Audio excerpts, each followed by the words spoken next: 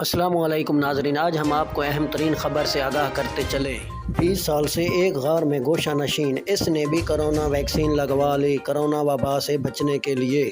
یہ شخص سربیا کا رہائشی ہے اور سربیا میں ایک غار ہے، یہ ادھر ہی رہتا ہے۔ یہ 70 سالہ بوڑھا پانٹا پیٹرو اس کا نام ہے۔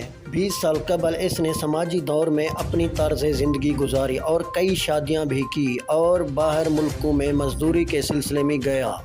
ہاں تو ناظرین، اگر آپ ہمارے چینل پر پہلی مرتبہ آئے ہیں تو ہمارے چینل کو سبسکرائب کر دیں اور ساتھ میں دیے گئے گھنٹی کے نشان کو بھی دبا دیں تاکہ ہماری ہر نئی ویڈیو کی نوٹیفیکیشن آپ تک بر وقت پہنچتی رہے۔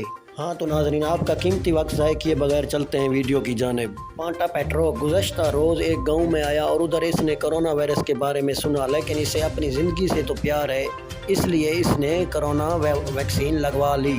اب پانٹا پیٹرو نے سماجی زندگی چھوڑ دی، اب غاریں ہیں اس کی طرز زندگی ہے اور گھر بھی ہیں، یہ ادھر ہی رہتے۔